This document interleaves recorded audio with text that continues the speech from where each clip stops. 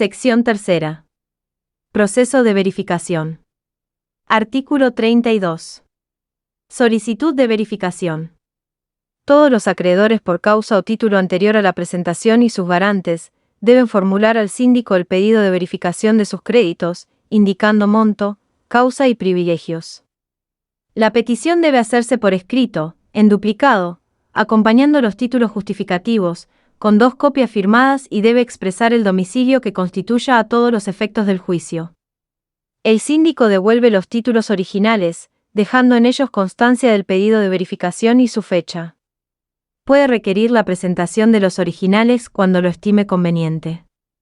La omisión de presentarlos obsta a la verificación. Efectos. El pedido de verificación produce los efectos de la demanda judicial, interrumpe la prescripción e impide la caducidad del derecho y de la instancia. Arancel. Por cada solicitud de verificación de crédito que se presente, el acreedor, sea tempestivo, incidental o tardío, pagará al síndico un arancel equivalente al 10% del salario mínimo vital y móvil que se sumará a dicho crédito. El síndico afectará la suma recibida a los gastos que le demande el proceso de verificación y confección de los informes, con cargo de oportuna rendición de cuentas al juzgado, quedando el remanente como suma a cuenta de honorarios a regularse por su actuación. Exclúyase del arancel a los créditos de causa laboral, y a los equivalentes a menos de 3 salarios mínimos vitales y móviles, sin necesidad de declaración judicial. Artículo 32 bis. Verificación por fiduciarios y otros sujetos legitimados.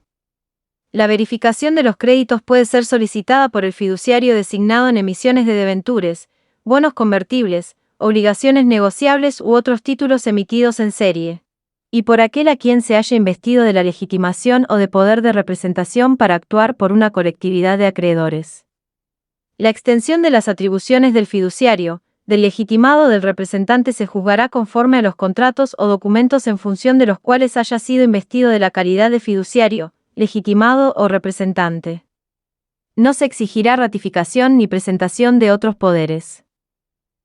Artículo 33. Facultades de información. El síndico debe realizar todas las compulsas necesarias en los libros y documentos del concursado, y en cuanto corresponda, en los del acreedor. Puede, asimismo, valerse de todos los elementos de juicio que estime útiles, y en caso de negativa a suministrarlos, solicitar del juez de la causa las medidas pertinentes.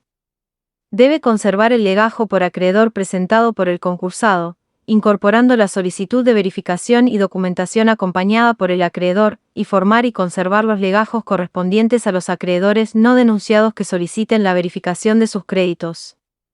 En dichos legajos el síndico deberá dejar constancia de las medidas realizadas. Artículo 34. Periodo de observación de créditos. Durante los 10 días siguientes al vencimiento del plazo para solicitar la verificación, el deudor y los acreedores que lo hubieren hecho podrán concurrir al domicilio del síndico, a efectos de revisar los legajos y formular por escrito las impugnaciones y observaciones respecto de las solicitudes formuladas. Dichas impugnaciones deberán ser acompañadas de 2 copias y se agregarán al legajo correspondiente, entregando el síndico al interesado constancia que acredite la recepción, indicando día y hora de la presentación. Dentro de las 48 horas de vencido el plazo previsto en el párrafo anterior, el síndico presentará al juzgado un juego de copias de las impugnaciones recibidas para su incorporación al legajo previsto en el artículo 279. Los trabajadores de la concursada que no tuvieren el carácter de acreedores tendrán derecho a revisar los legajos y ser informados por el síndico acerca de los créditos insinuados. Artículo 35. Informe individual. Vencido el plazo para la formulación de observaciones por parte del deudor y los acreedores, en el plazo de 20 días, el síndico deberá redactar un informe sobre cada solicitud de verificación en particular, el que deberá ser presentado al juzgado. Se debe consignar el nombre completo de cada acreedor, su domicilio real y el constituido, monto y causa del crédito, privilegio y garantías invocados. Además, debe reseñar la información obtenida, las observaciones que hubieran recibido las solicitudes, por parte del deudor y de los acreedores, y expresar respecto de cada crédito, opinión fundada sobre la procedencia de la verificación del crédito y el privilegio. También debe acompañar una copia, que se glosa al legajo a que se refiere el artículo 279, la cual debe quedar a disposición permanente de los interesados para su examen, y copia de los legajos. Artículo 36. Resolución judicial. Dentro de los 10 días de presentado el informe por parte del síndico, el juez decidirá sobre la procedencia y alcances de las solicitudes formuladas por los acreedores.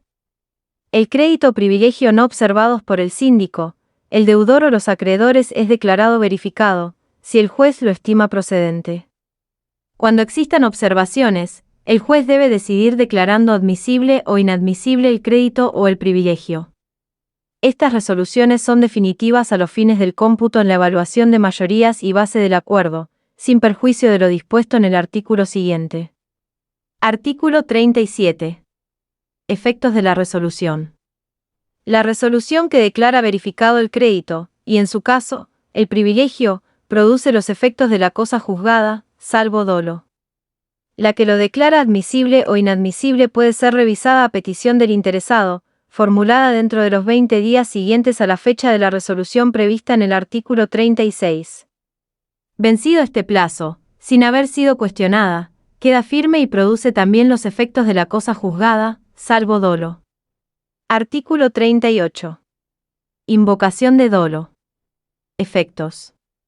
Las acciones por dolo a que se refiere el artículo precedente tramitan por vía ordinaria ante el juzgado del concurso, y caducan a los 90 días de la fecha en que se dictó la resolución judicial prevista en el artículo 36.